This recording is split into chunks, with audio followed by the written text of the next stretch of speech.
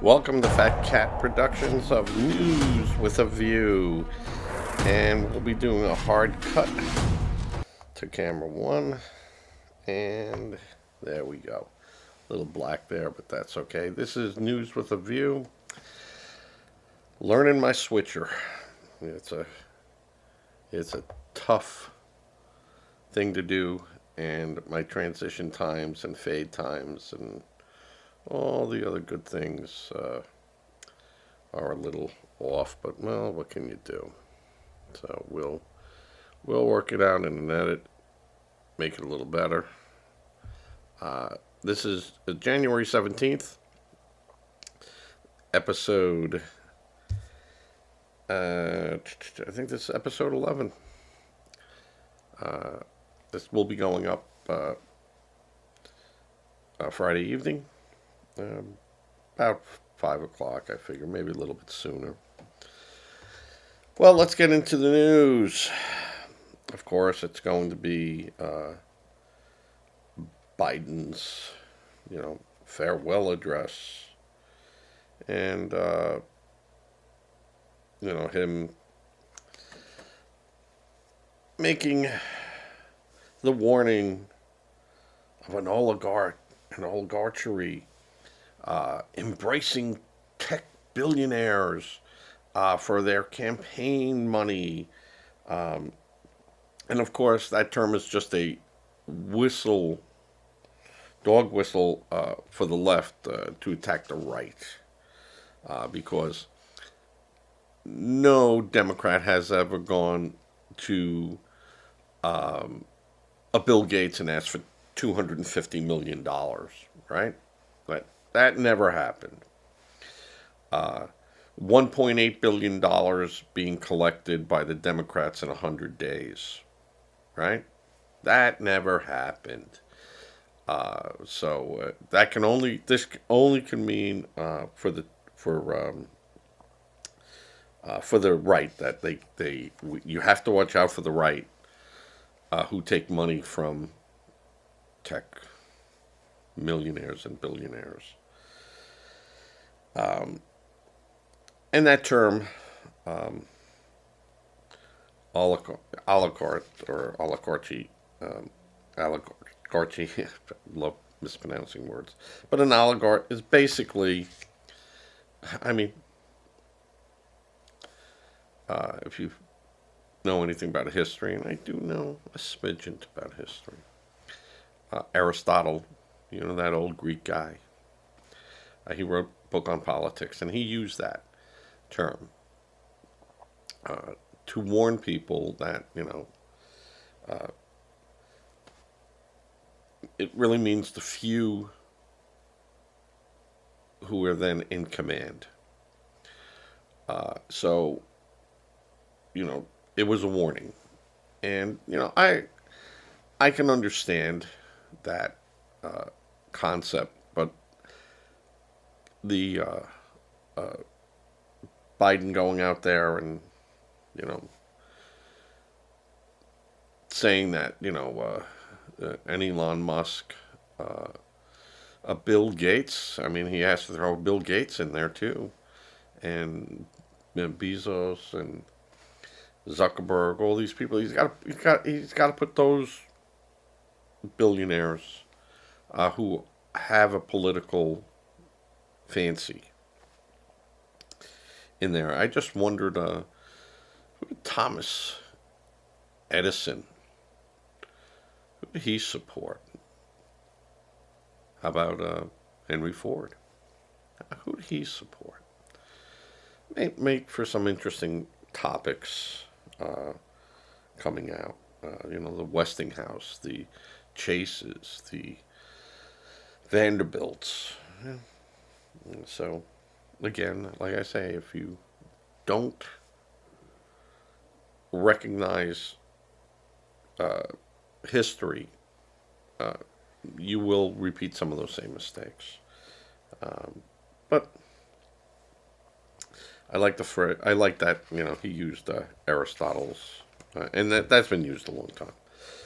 Aristotle. Wonder if Joe Biden was told that Aristotle is not the flavor of an ice cream or something. But nevertheless, in the news with Joe Biden and all the talk now of how Biden stepping out of the race and Harris going in. Ron Wyden out of Oregon, he's a Democrat, and was also on the Democratic financial, the top Democrat on the financial committee, finance committee. I'm sorry. Said in his book and in an interview that Chuck Schumer had advised Biden in July after his disastrous debate with Trump that he should step down. He should step out of the race. And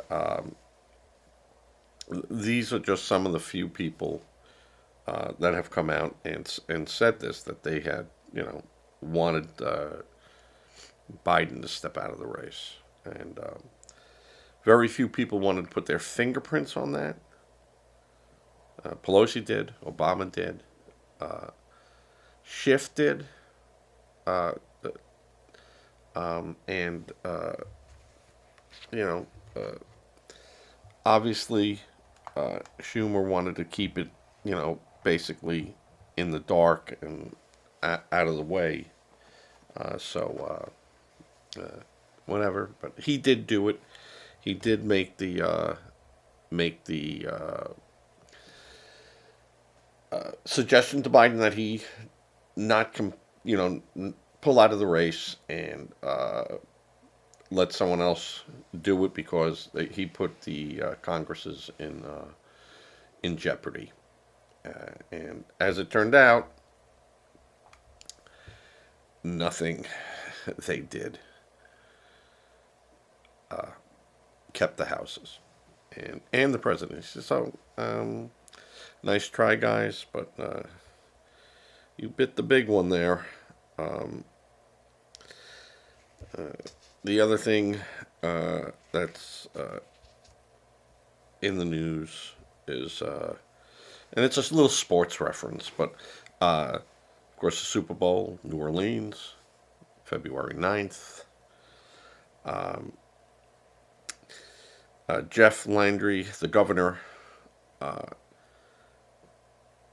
had a injunction lifted that stopped him from removing the homeless and their encampments in New Orleans. And of course, where are the homeless staying?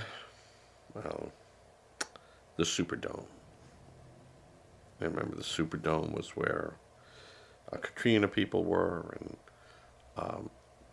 it seems now that the people are, the homeless are up in arms because they're being moved out of these places, out of the streets and everything, into old warehouses, and they're saying, how dare them do this? We're not a parcel that's being sent for delivery. We're human beings, and that's good. They are human beings, and I would rather see them housed in a building where there's going to be supervision, there's going to be police there, there's going to be medical there, showers, beds, food, than living under an overpass or in a tent.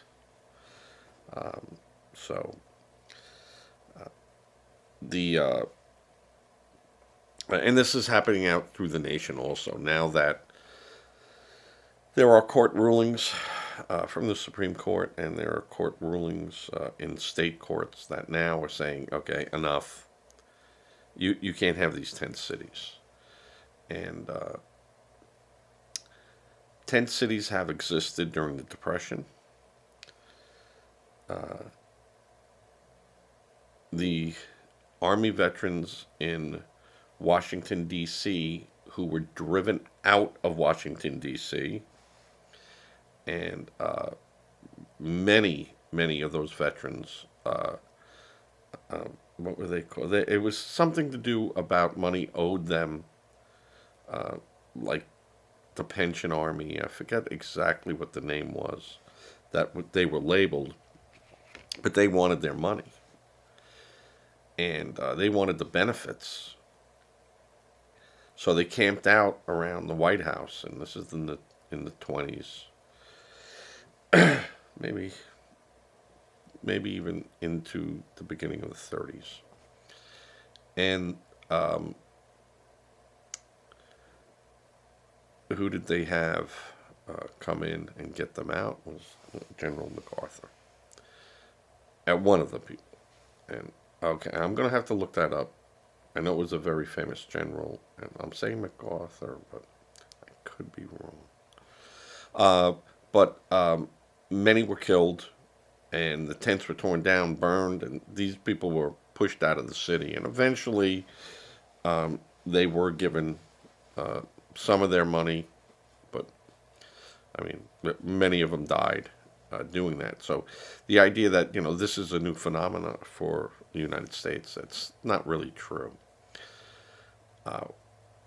We just always overlook them.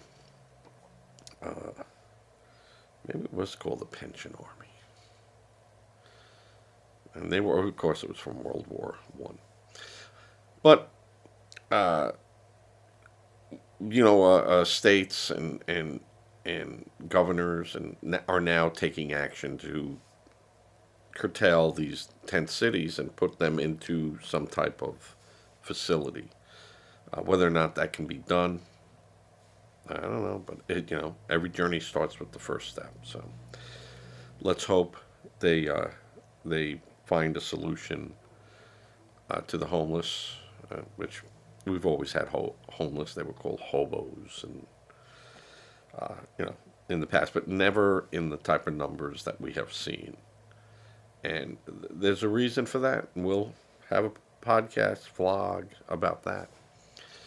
How they created a class of people out of the homeless. It's going to be interesting. The other thing in the news, and a little blurb about coming out of Nevada. And this is out of being reported by the Independent, which newspaper, they put stuff up. And News 8 out of Nevada. Nevada residents are reported outraged that bulldozers have bulldozed down Joshua trees in the desert. This is an outrage. It has to stop. And what's being built there is a solar facility and a storage facility for solar power. And just, almost like the one in California that's burning right now. Not from the fires, but from some type of malfunction. And they've advised people to evacuate the area. Not because the fire is spreading, but obviously whatever is burning is giving off toxic smoke, and they want the people out of the immediate area. So that's an ongoing story. I haven't read too much about it because it was just a little blurb so far.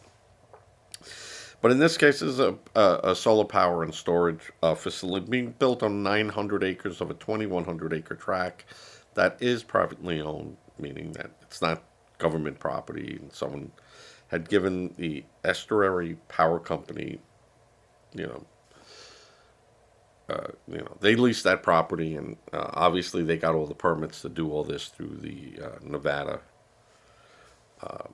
Department of Building or whatever they're going through.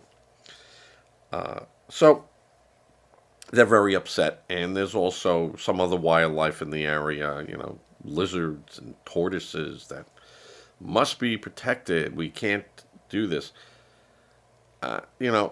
This is the same battle cry that caused or helped cause and fueled the California fires was, environmental, impact. And I'm not saying it's totally, on, the environmentalists. Environmentalists are, that's a good thing.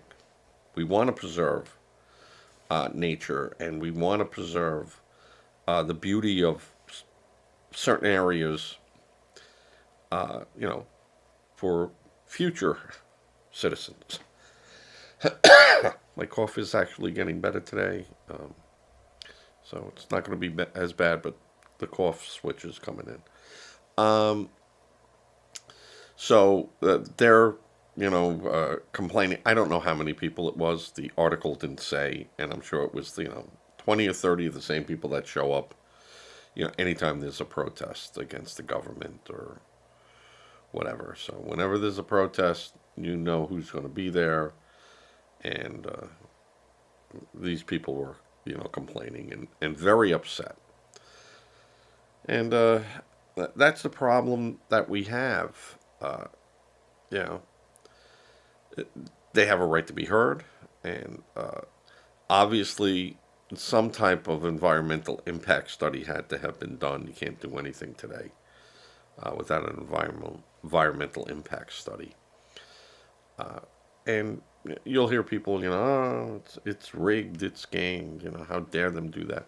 Well, then, if that's the case, then you can't expand cities and towns, and you're going to have to go, going to go Amish on you and go, anything past, 1803, is bad. You can't have it. So we got to stop at, 2025 and never use anything more, and, no matter what's invented, whatever luxuries, we can't have it. And,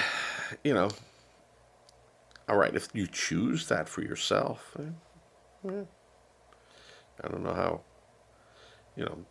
people on the sixth floor of a walk-up, because you're not going to get up much more than that without an elevator.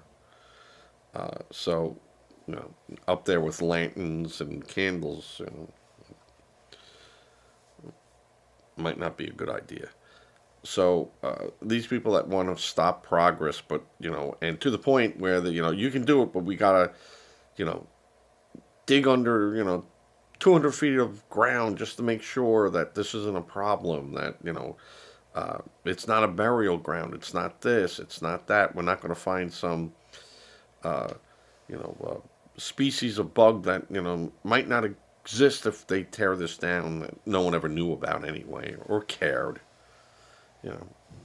Now the Joshua trees, if you look out in the deserts, if you ever gone through them, are really a sight to be seen. Now, when the settlers were crossing the desert, they cut those freaking things down, by the gross, and burned them for fuel, because if you ever went up to one of those things, and you could actually smell like the creosote in them, and they'd burn and burn and burn and burn, and that's what they used for fuel. They couldn't carry wood, and there was no pine trees or anything there, so they went after the Joshua. And it's not really a tree. I think it's called you'll find it in a crossword puzzle, succulent, and is another name for Joshua tree, and it's called Joshua, biblical, because it was, if I remember right. Gee, now I'm quoting my mom, who, when we would go on these trips out west, and my dad would throw us in a station wagon, drive us all from New York all the way out west and into Mexico. I mean, in 1964, we drove from Long Island across the United States, California, and then into Mexico to Acapulco and back. And, for the most part, no big issues. But the Joshua tree got its name because of the way the tree hangs. It looks, and the Mormon said it looked like open, welcoming arms, or arms that were outstretched. And when you looked at them, you could see that. But these, they're all over, um, but not, not like a pine barren or anything like that. They're, 200-300 yards apart because the environment can't sustain that. But that's what's going on in Nevada, and that's again, more people complaining about, you know, the future today. So we gotta get over that nonsense too. Um, uh, the other thing that I was going to speak about was a thing that it shocked me. I had no idea. I'm sure I read about it and I just brushed it off when I saw the heading. But now it seems in December, uh, the FBI has closed its DEI and ODI offices, and shut that down. Of course, uh, diversity, equity, and inclusion was DEI, and ODI is Office of Diversity and Inclusion. I don't know why you needed two of them doing the same thing, but I kind of understand who they hired and why they hired him to run that branch of the FBI. So, for the FBI, um, just a heads up, there'll be no participation trophies coming to you in 2025. So, that's out. And probably, past 2028 also. Don't expect you can't even call it, they would never call it a Christmas party, you know, some type of celebration, but none of those trophies will be handed out to the FBI personnel. So you think would have an office that looked for criminals? And yes, you could say they did. They got Trump. Okay, yeah, fine, fine. But do they really need? Did they really need this building and staff it the way they did and charge the taxpayers? Uh, so, uh, just another flagrant. We're going to make a certain class and group of people happy, and we're not going to ask about uh, uh, skills and ability. But if uh, it it just blows me away. I'm glad we're getting away from that. That really has only hurt the people that it was supposed to help. Because you'd see some of these people in jobs and going, they are no way qualified to do it. They're failing miserably. They know that they needed to be bailed out, and it's a bad scene. And now I'm not saying that with every, and I like the idea that people should not be uh, hired, fired on their race or their religion, but we do discriminate. Um, you can't be in the military if you're in a wheelchair, or if you're missing a limb or blind. Not going to hire you. Just so you know. Uh, but you could you could join, and it's getting hired. Um, if you wanted a sex change operation, so go down to your Marine recruiter, curtsy, and maybe you can get that sex change operation you've been dreaming of. At least you're doing it over 18 years of age and you're making a decision as a quote unquote adult and not, some 7-year-old who says, I feel pretty today, so I must be a girl, you know. But let's get off that subject because I could be that on all day. And well, DEI offices and programs are after the election. Companies are dropping it, like the smelly fish they were. But Indiana Governor Mike Braun, a Republican, closed their state's DEI office, and he made an executive order, and not just one of them. I think he made 6. 1, 2, 3, 4, 5, 6 executive orders. And Order 25-11 creates a central page for all active executive orders, meaning that you'll be able to look up every executive order that is still being enforced and are still in effect from all the prior governors. So people could go, what? What are we paying for? Yeah, Governor, you need to look at that. We need to discuss that. So, because people just don't know, they don't care. 95% of the people are, when you get their paycheck, 3 days later, they're waiting for their other one, hoping, come on. So they're not looking at any of this stuff. It's not made aware to them.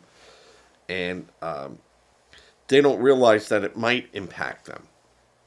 So, Executive Order 2512 requires the Office of Management and Budget to create incentives for state agencies that exceed efficiency and cost-saving goals. So, you have a Department of Motor Vehicle that says, we our services. So when people come in here, we have, 300,000 people come in, and we try to service them. If we have 400,000 people and service them, well, then you've exceeded your goal. You say we always want to do as good as we did the year before. So there's some type of incentive that comes out with that. Who knows what it is, but normally if I heard incentives, it's money. And those ones that have cost-saving goals. Hey, it's not going to cost anyone their job here if we do it this way, but we might be able to, do a little bit more. But no one's going to lose their job. You're not going, Charlie over there.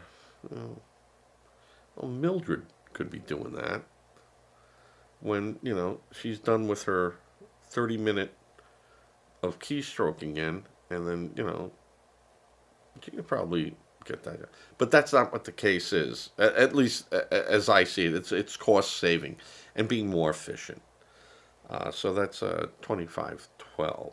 2513 creates a public dashboard of performance matrix that state agency will have to adhere to, such as customer satisfaction, DMV, policy outcomes, and staffing.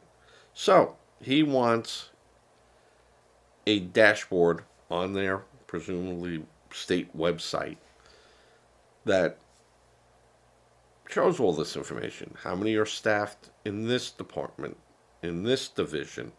How many are staffed over here? And what? And we'll use the police. How many complaints against the police department are under investigation? How many complaints by the Civilian Review Board? How many policemen are here? Uh, so it's a start of what the Democrats had always promised to do was, got to be transparent. That's the only way you know. Well, obviously, this was not the case, and now Governor Brown is doing just that. And Executive Order 2517. Now, I don't know about what was in 14, 15, and 16, but obviously it jumps to 17. Requires state agencies to review and remove redundant administrative rules with the aim of reducing regulations by 25% by January 2029. So, what the governor's saying, I know there's lots of regulations that say the same thing and do the same thing. And yet we have two different agencies that have people that go out and look for that. And they're looking for the same thing. So, why can't we have just one agency do it? Now, that might cost jobs. But the jobs could be could be corrected by retirement, buyouts, so the people that are left there are kind of left whole. You're not. I don't want to see anyone lose their jobs. Mostly if the state created the freaking job to begin with. I don't want to see people lose their jobs. It's never a nice thing. When I was in the union, and there'd be a management layoff or something, they're people. You know that person's story, and you hate like hell to see people let go. At least that was my experience. Executive Order 2518 streamlines, I guess it's licensing processing by allowing agents to remove. Well, this is for hiring. Streamlines processes by allowing agencies to remove degree and background check requirements that aren't relevant to the job being licensed. Now, again, this is licensing processing. And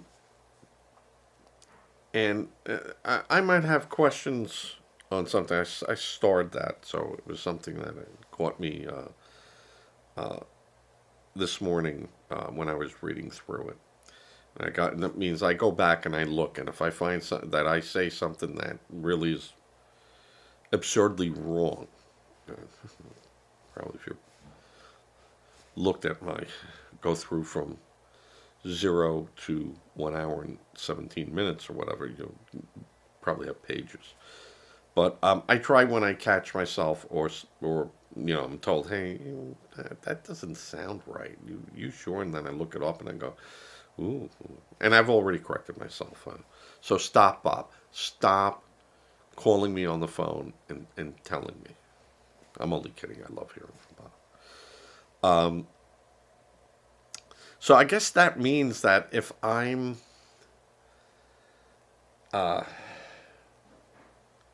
I don't know, I just keep going into very dark places, If I need a license to repair automobiles,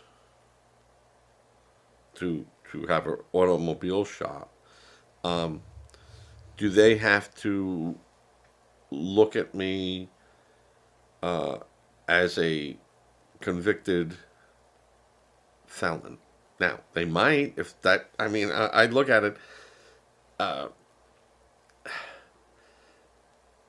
might if I'm in the, if I've been convicted of stealing cars, and now I have a auto body shop, you might go, how are you getting your inventory?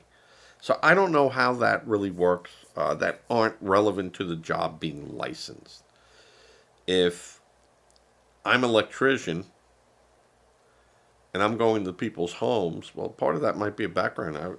I don't want them licensing someone that is a convicted, uh, you know, child abuser. Uh, but also, they might not be able to use that he had a domestic violent, you know, conviction, which is different. He's not, he had a domestic, you know. Doesn't mean he's going to come to your house and have a domestic with you. But, yeah, that one, I got to go back and got to look at those words because words that are on print like that and are now a regulation that they have to follow. I might want to know what all those words mean. All right, 2519 requires the state to implement a risk management program for its cloud computing services with the goal of streamlining procurement processes and reducing cybersecurity risk. Well, a risk management model is the first thing you have to look at is, where are we vulnerable? And okay, so we know these things. Now, where are you telling me that we're not vulnerable? That is very important, but you say, no one can uh, get into that area. Well, you have to show me. And you might look at it and go, all right, I know you have an intranet, nothing going on the outside, but I don't see a policy here about people coming in and putting a flash drive in and downloading their work schedule, or doing whatever, surf, somehow connecting into their phone and doing stuff. So, you got to have procedures in place, mostly for cybersecurity risk. And what do you do if, after we do all our preventions, there is a security, there is a uh, a breach of security? How are we going to address it? How are we going to report it? How are we going to fix it? How are we going to mitigate it? And see exactly how it happened. And we want to know if you impact, vital statistic records. Yeah, that could be catastrophic. If you were to somehow get into recorded mortgages and deeds and wipe them out, take them, block them, you can't use them. Even though the paper records are there and people, you could always rebuild, but what is the process that you're using to do your backups daily, weekly, and who verifies those backups? Who have you ever taken it and on a whole nother system do a system restore? Because that was something that I was very, very aware of when I managed and was the treasurer and chief financial officer of a multi-million dollar credit union. And when we got into this computer world, one of my big things were, how do we secure this data?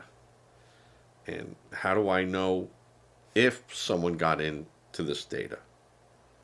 Because if they come in, look, but don't take, they copy and drag it out, but leave it there, how would I know? How would I know that someone came in, did this, and left? They didn't they didn't do they did nothing malicious on the first look, but they might have grabbed a whole bunch of data and took it out, and now that's compromised. So, you that needs to be looked at. Make sure you're port. Well, I think it was like 25 or something. It was not open. But who knows? I can't even tell you a tenth of the things that I knew back then. But cybersecurity is, of course, the Achilles heel. And once they're in, baby, they're in. And they have seen what happens to certain states where, because someone was just being lazy, someone was being careless, someone put a flash drive in to download something, but didn't realize that they had a virus on their system that looked just for people doing that, and now, someone's in the back door.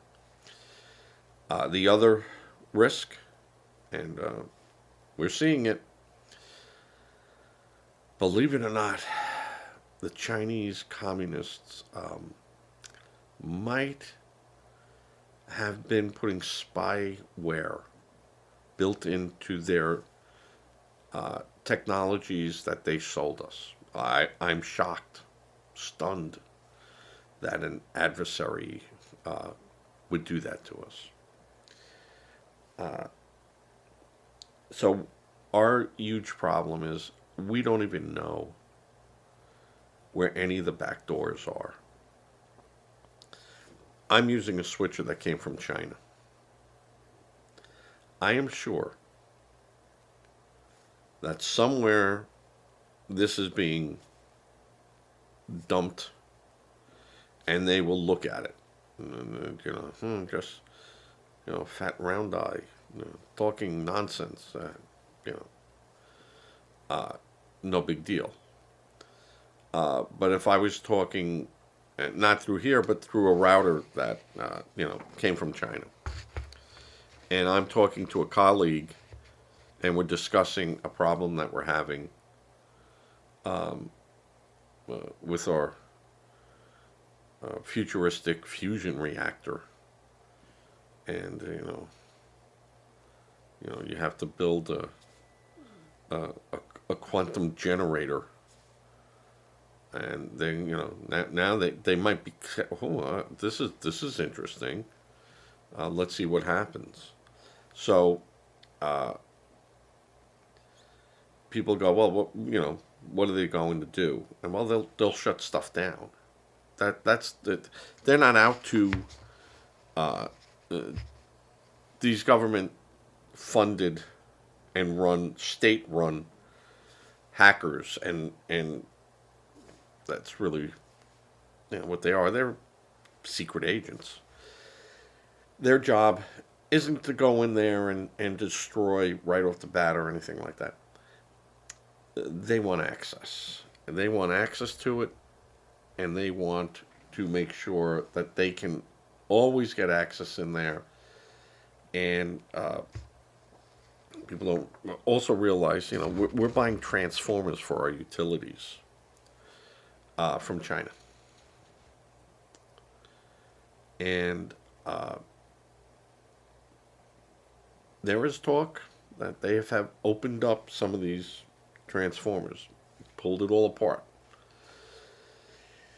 and found equipment that would allow a person access to that device and turn it off. Now, it could be a sleeper agent that's here, because more than likely in any real, believe me, if there was a true, we know that within 4 days or 5 days, we're going toe to toe with those guys. Believe me, the internet would stop working. And the only way you could get it working is if you had a magic little key dongle that gave you God rights into the internet to stay in communication. And you and I, we wouldn't. It just wouldn't exist for us. We'd be like, "What's going on? Why?" And they go, "Oh, big cyber problem. Google went down, or Yahoo went down, or the main internet server device went down." And then on that fourth day, when we're fighting. They'll come out and say, well, yeah, you can't use your computer anymore to go on the internet.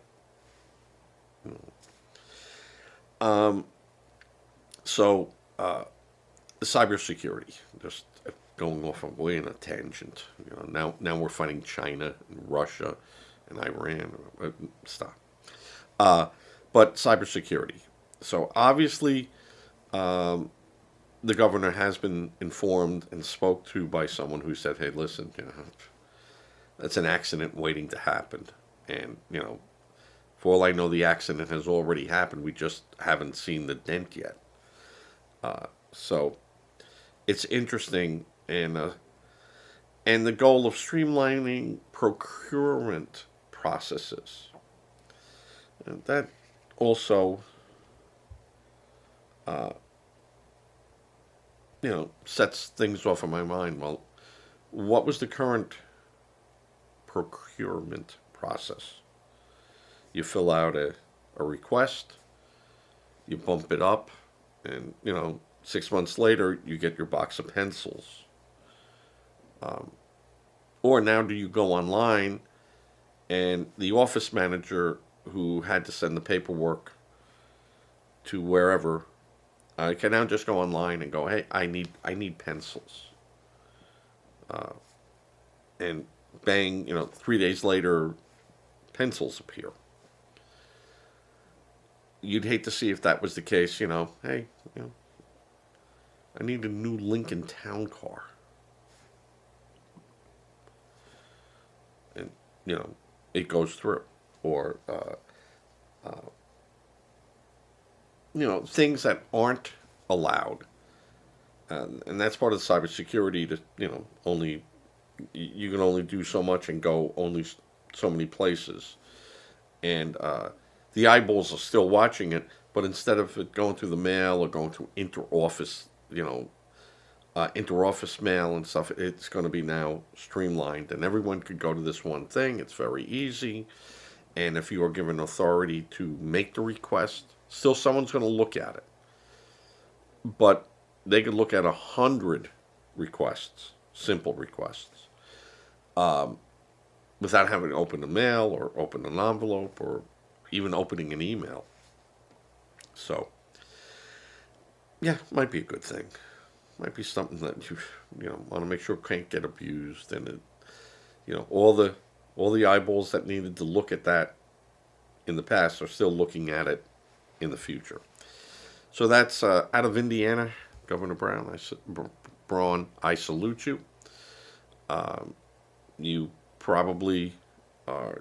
This might be the beginning of what you need to do to get your state, you know, into 2025. And I know for myself down here in South Carolina, the state is very active in updating and pushing programs forward. And boy, it's a lot simpler and smoother than it was 18 years ago to do things. Uh, but still, here in the state of South Carolina, you have to prove with, mail that's been addressed to your residence where you're reporting where you're living, um, a birth certificate or a passport, or a federal or state identification card, you know, um, driver's license. When I came down here to just, hey, I surrendering my New York driver's license and getting a South Carolina driver's license, I needed a letter from the Social Security office that I identified myself to them, and I need a letter for the saying that I am who I say I am on my Social Security uh, number that I gave them. And we were shocked. We were like, "What? I got to go where? Well, where is this office?" And it was a little office off this little street, and We had to wait. They said, well, you have to make an appointment. I go, what do you mean? I got to get my driver's license. All right, we'll have someone speak to you. You got to wait an hour. And yeah, good, good, good. And they ask you information. I'm going, holy mackerel. And, we were talking, I had to bring my marriage license. I had to, it was a whole bunch of stuff. And I was like, hey, honey, you have all this stuff, right? I don't know where it is. And my wife had everything in order. We went in there and boom, boom, boom, in and out, went to motor vehicle, got our new pictures, boom, boom, boom, boom, and out the door we went. But I said, you just couldn't walk in and go, give me a driver's license. They wouldn't do it. So the states that are now going into the 21st century, there's probably a lot they have to learn and a lot they're going to learn and a lot that they should have learned way in the past. Well, so far I think well,